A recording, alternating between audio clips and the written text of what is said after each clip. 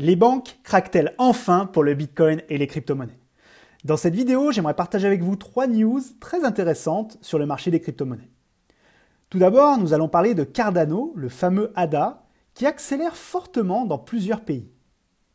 Nous allons également parler de la Deutsche Bank, la plus grande banque allemande, qui a créé un rapport sur le Bitcoin et les crypto-monnaies très intéressant. Et enfin, nous parlerons de Morgan Stanley, une très grande banque américaine qui investit massivement dans un projet crypto. Il y aura peut-être également une news bonus à la fin. Mais avant cela, je vous rappelle que vous pouvez télécharger notre vidéo de formation gratuite qui vous aidera à investir de manière simple, efficace et en automatique dans les crypto-monnaies. Pour cela, il vous suffit de cliquer sur le petit en haut à droite ici ou directement sur le lien dans la description ici. Nous vous enverrons la vidéo par email rapidement. Je suis Rémi, collaborateur de Jonathan, passionné des crypto-monnaies et animateur d'émissions depuis de nombreuses années, et je vais vous présenter cette vidéo immédiatement.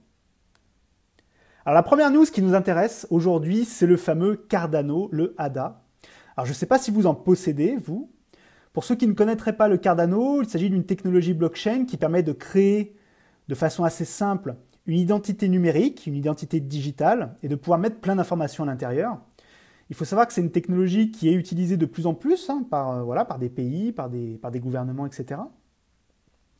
Et cette technologie, la news du jour, c'est Charles Hoskinson, donc le patron de Cardano, celui qui l'a créé, qui nous parle de cela. Et il était donc dans une conférence, la Blockchain Africa Conference, et il a indiqué quelque chose de très important, c'est qu'il était en négociation avancée avec de nombreux pays africains pour les aider à créer un système d'identité numérique pour leurs citoyens.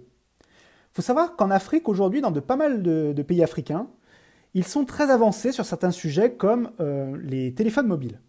Ils utilisent leur téléphone mobile pour absolument tout. Par contre, sur d'autres sujets comme l'identité, comme la possession, comme les cadastres, ils ont souvent du retard, et un retard très important qu'ils souhaitent combler. Et justement, la technologie Cardano pourrait les aider en ce sens. Et c'est ça qui est intéressant, c'est que le patron donc, explique qu'il est en discussion avancée. D'ailleurs, bon, j'ai vérifié l'information, c'est exactement le cas. C'est vraiment en cours de négociation avancée et de nombreux pays africains sont en train de négocier avec Cardano pour pouvoir intégrer la technologie dans leur système. Alors ça, c'est une bonne nouvelle. On va suivre avec intérêt les news sur ce sujet, je vous tiendrai informé, et surtout voir si cela a un impact sur le cours. D'ailleurs, Hoskinson en a profité pour lancer une petite pique à son meilleur ennemi, Ethereum. Alors pour info et pour être parfaitement transparent, moi j'ai pas de camp, c'est-à-dire que j'aime autant Ethereum que Cardano. Pour moi, c'est deux technologies qui vont très bien de pair, elles peuvent très bien fonctionner l'une et l'autre. Je pense pas qu'il y en ait une meilleure que l'autre, chacun a ses avantages. Chacun est positionné aussi sur un marché différent. Mais il a fallu qu'il lance sa petite pique habituelle en disant, même si c'est apparemment vrai, qu'une centaine d'entreprises qui étaient habituellement sur Ethereum sont en train de faire une transition vers la blockchain Cardano. Alors bon, peut-être que c'est le cas, peut-être que oui, peut-être que non. Il faut savoir qu'il y a des entreprises qui passent de l'un à l'autre. Ça reste à discuter. En tout cas, c'est quelque chose d'intéressant. J'aimerais savoir si vous possédez du Cardano ou si vous avez prévu d'investir dedans. Et qu'est-ce que vous en pensez? La deuxième news que je voulais partager avec vous, qui est super intéressante aussi, c'est la Deutsche Bank. La Deutsche Bank a publié un rapport très intéressant sur le Bitcoin et les crypto-monnaies et sur ce qu'elle en pensait. Il faut savoir qu'historiquement, les banques, et particulièrement la Deutsche Bank, n'a pas été très tendre avec les bitcoins et les crypto-monnaies, comme vous le savez. Mais en fait, ce qui est super intéressant, c'est qu'on voit que les mentalités évoluent et qu'ils comprennent que c'est quelque chose qui va être important, qui va être là. D'ailleurs, c'est ce qu'ils mettent dans leur rapport. Ils expliquent que c'est une technologie qui est là pour rester maintenant. Ils en sont absolument convaincus. Ils expliquent comment, donc ils ont fait un petit rappel historique sur comment Bitcoin est passé de 0 à 1000 milliards de valorisation. Et ils expliquent que c'est quelque chose qui va rester, qui est là pour rester, qu'il va falloir faire avec, et qu'il va falloir comprendre comment ça fonctionne et comprendre comment on va pouvoir l'utiliser. Alors ils expliquent aussi les défauts du Bitcoin actuel, notamment ses problèmes de liquidité, ses problèmes liés à l'écologie. Et il y a un point moi, qui m'a paru important et intéressant. Donc tout ça, il y a beaucoup de bonnes nouvelles dans le rapport, mais il y a quand même une nouvelle qui est un peu moins bonne, et il faut la dire. Je pense que c'est important d'être objectif. Moi, je suis quelqu'un de très, comme vous le savez, de très objectif. J'essaie d'être, je suis pas du tout pessimiste non plus, je suis très optimiste, mais il faut savoir dire les choses. Il y a un point qui est intéressant, et qui, je pense, va être le cas, c'est que cette année, probablement, de nombreux gouvernements vont s'intéresser de plus en plus aux cryptos et vont vouloir légiférer sur le sujet. On a vu récemment la Chine qui est encore en train d'interdire le minage. On a vu l'Inde qui est en train de criminaliser la simple possession de crypto-monnaies et de Bitcoin. Voilà, on voit que les gouvernements commencent à s'y intéresser. On voit aussi qu'il y a des gouvernements qui veulent créer des stablecoins, c'est-à-dire des cryptos qui vont être liés à une monnaie fiduciaire, hein, un fiat, donc à l'euro, au dollar, etc. Donc il va y avoir des choses, voilà, il y a des inconvénients, il y a des choses qui vont moins bien, et ça va être intéressant de suivre ça parce que voilà, ça va probablement impacter le marché. Donc pour l'instant, les news sont bonnes, mais il y a quand même quelques points à regarder.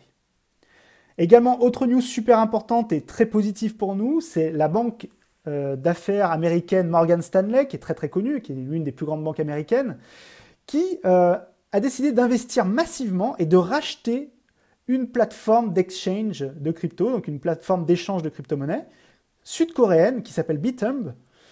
Et ça, c'est extrêmement important parce qu'ils investissent donc 44,1 millions de dollars. Ça devrait se faire dans les prochaines semaines normalement. Il faut savoir que c'est une entreprise qui cherche à se faire racheter depuis de nombreux mois maintenant, qui avait eu un deal avec la société NXC qui finalement ne s'est pas fait. Donc ça va probablement se faire, ça va être très intéressant. Et ça confirme encore une fois que les banques ont littéralement changé. Elles sont plus dans le Bitcoin c'est sale, bah c'est pas beau, c'est pas bien, il faut pas y aller, blablabla. Elles comprennent que c'est quelque chose d'important, que c'est quelque chose d'utile, c'est quelque chose qui peut fonctionner en accord avec le système actuel. D'ailleurs, j'aimerais votre avis là-dessus. Est-ce que vous pensez, vous, que Bitcoin et les crypto-monnaies sont là pour remplacer le système actuel? Ou est-ce que vous pensez que ça va aller de pair et qu'on va avoir les deux à la fin? J'ai mon petit avis là-dessus, mais j'aimerais bien avoir le vôtre. Bref, tout ça pour dire que voilà, Morgan Stanley, il y a 5 ans, n'aurait jamais racheté un exchange de crypto-monnaies. Elle le fait aujourd'hui, c'est un signal fort. Et d'ailleurs, c'est un peu la dernière news bonus que je voulais partager avec vous. Je ne sais pas si vous avez suivi ça. Le premier fonds d'ETF qui avait été créé autour des bitcoins vient d'atteindre un montant assez incroyable, 1 milliard de dollars de fonds investis. C'est-à-dire qu'aujourd'hui, on a des institutionnels qui croient fortement au bitcoin. La preuve, ils investissent 1 milliard de dollars dans son futur et dans ce qui devrait se passer dans les prochains mois et dans les prochaines années. Donc d'ailleurs, c'est intéressant de voir à quel point le CEO, donc le patron de cette entreprise qui a lancé ce Bitcoin ETF, pensait vraiment qu'il y avait un vide dans le marché, qu'il fallait le faire, mais il ne s'attendait pas à un tel résultat aussi rapide. On voit bien la courbe d'ailleurs qui ressemble fortement, ça c'est assez rigolo, à la courbe actuelle de bull run du Bitcoin. Bref, tout ça pour dire qu'on a des très très bonnes nouvelles aujourd'hui, que c'est génial pour nous et j'espère avoir votre avis en commentaire. N'oubliez pas que si vous avez aimé cette vidéo, de la liker, de commenter. Et surtout, si vous avez besoin d'une formation vidéo gratuite pour vous aider à investir de manière simple, efficace et en automatique dans les crypto-monnaies, n'oubliez pas de cliquer sur le petit i en haut à droite ici ou directement dans le lien sous la vidéo. Nous vous enverrons notre vidéo de formation le plus vite possible. C'était Rémi, je suis très heureux d'avoir fait cette vidéo avec vous et à très vite pour de nouvelles news.